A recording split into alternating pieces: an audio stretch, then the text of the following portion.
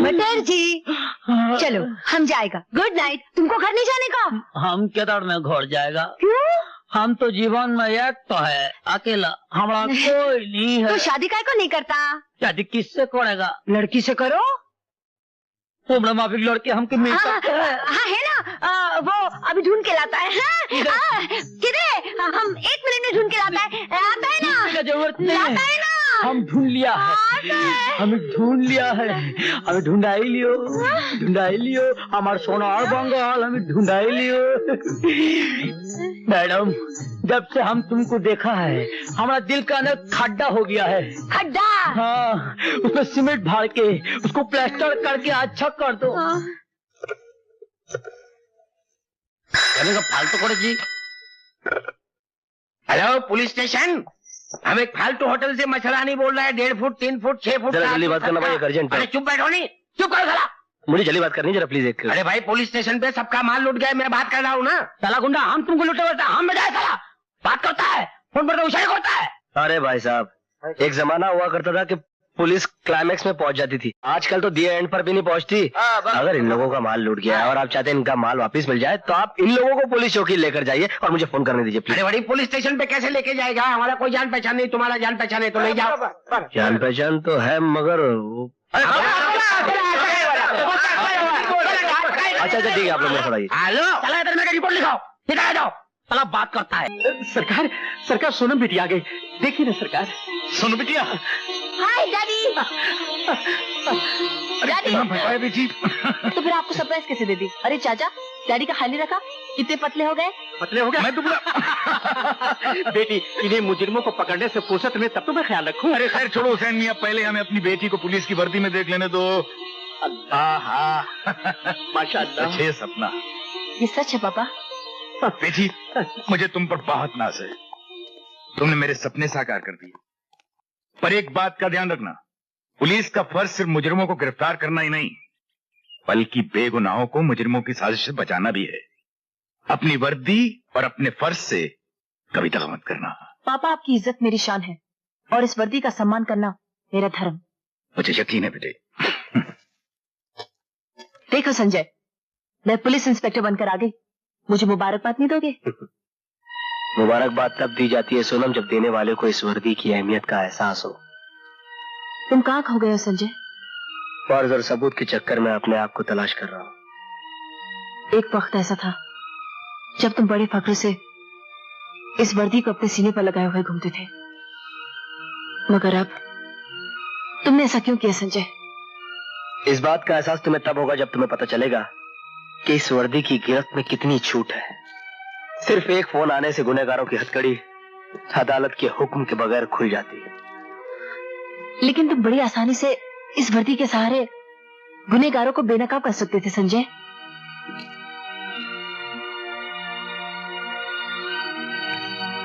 All the best.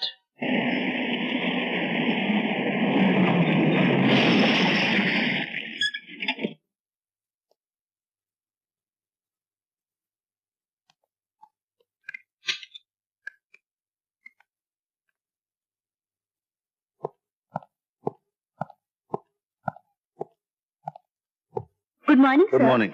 Jagannath ji ने आपको बैठने के लिए कहा है। Thank you.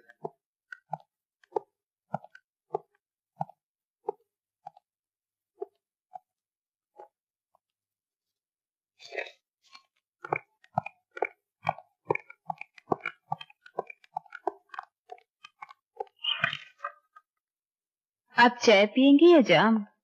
मैं जाम के लिए नहीं, काम के लिए आया। काम के लोगों के तो हम बहुत बड़े कदरदान हैं। वैसे काम से पहले हम तुम्हें सिर्फ इतना बता देना चाहते हैं कि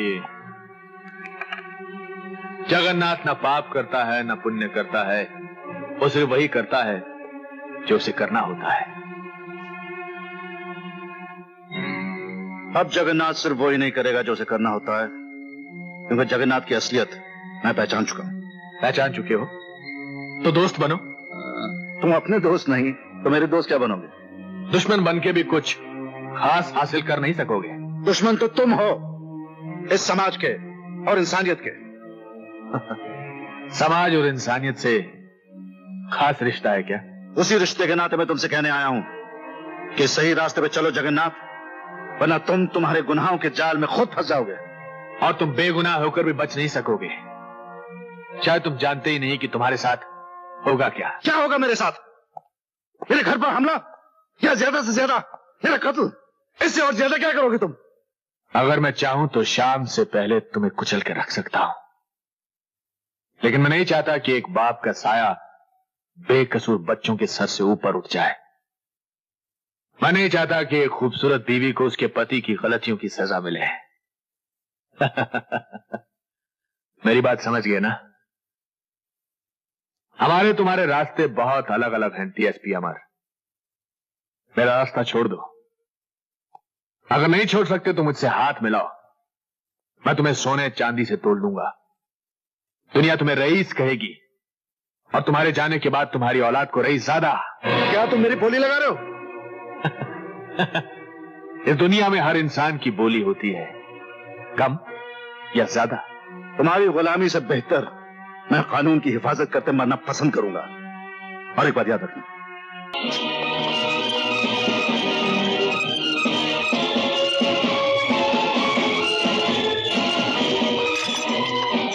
सॉरी दोस्त, वो मेरी दोस्ती थी, ये मेरी ड्यूटी है। जो इंसान कानून को अपने हाथों में लेता है, जेल की सलाखें ही उसका नसीब बन जाती है।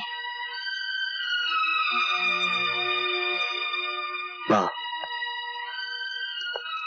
मकसद के लिए जीने वाले नसीब की मोहताज नहीं होते।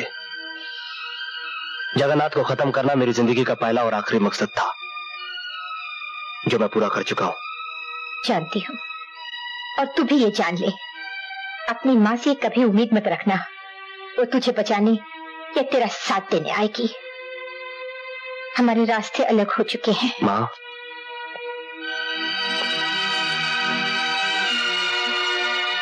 मालूम है,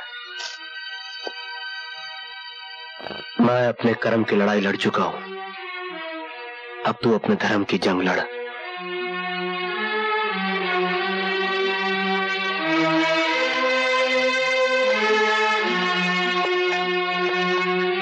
माँ जी, मैं जानती हूँ माँ नहीं, एक पब्लिक प्रोसिक्यूटर अदालत के फैसले से पहले अपना फैसला अपने बेटे को सुनाकर आ रही है, लेकिन मेरा विश्वास कीजिए, संजय बेकसूर है। हर प्यार करने वाला अपनों के लिए यही सोचता है। मैं सोच नहीं रही हूँ, मुझे विश्वास है, और अगर मेरा प्यार सच्चा है तो मैं इस विश्वास को हकीकत में बदल दूंगी।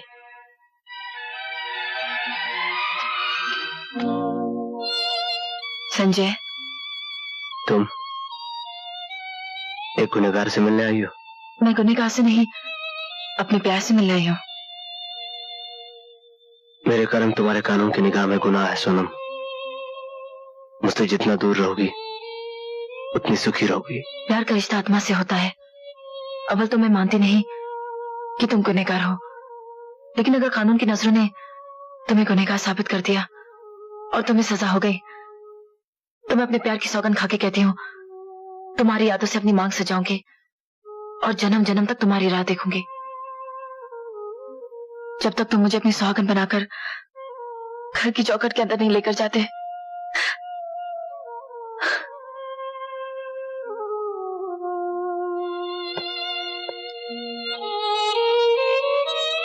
कानून की तरह प्यार भी अंधा ही होता है। सिर्फ फर्क इतना है, एक की सजा इंसान यहाँ काटता है और दूसरे की जन्म जन्म तक।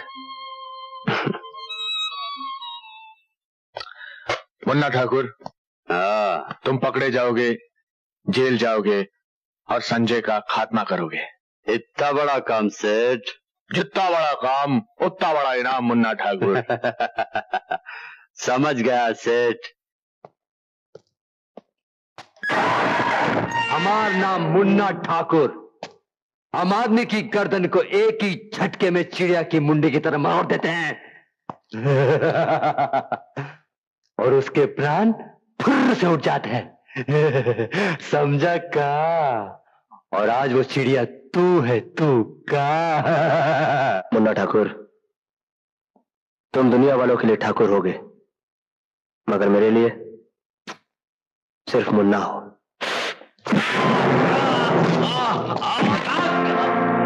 चिड़िया आज ही नर्क में जाएगी और वहां नर्क के दरवाजे पर तुम्हारा वो बाप सफेद पगला सेठ जगन्नाथ तुम्हारा इंतजार कर रहा होगा।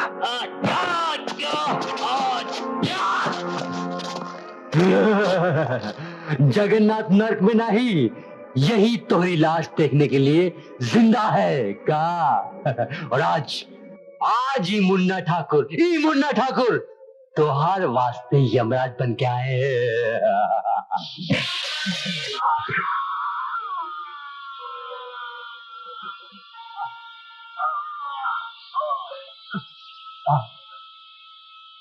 जा मुन्ने नर्क पे और वहां पर इंतजार करना अपने सेठ जगन्नाथ का। मिस्टर वफादार गुप्ता, ये तुम्हारा असली नाम है? 100% असली सर। दरअसल हमारे एक वफादार कुत्ते की मौत के बाद मेरे माँ बाप ने मेरा नाम रखा वफादार गुप्ता। नाम वफादार है, लेकिन अपनी वर्दी और ओहदे से गद्दारी कर रहे हो। मैंने क्या किया सर? तुम घर की खबरें दुश्मनों तक पहुंचाते हो। मेरे पास रिपोर्ट आई है। तनख्वाह तुम सरकार से लेते हो, लेकिन नौकरी तुम उन गद्दारों की करते हो। एक बात याद रखना गुप्ता, घर का भेदी लंका ढाता है और मैं लंका ढाने वाले भेदियों का नामो निशान इस डिपार्टमेंट से मिटा देता हूं, समझे? सर, मेरे नाम का ये निशान आप देख रहे हैं, वफादार गुप्ता, और आप मेरी वफादारी पे शक कर रहे? मेरी नहीं सर, आप मुझ पे शक नहीं कर रहे, पूरे डिपार्टमेंट पे शक कर रहे हैं सर। आप खुद अपने आप पे शक कर रहे हैं, सिर्फ इसलिए सर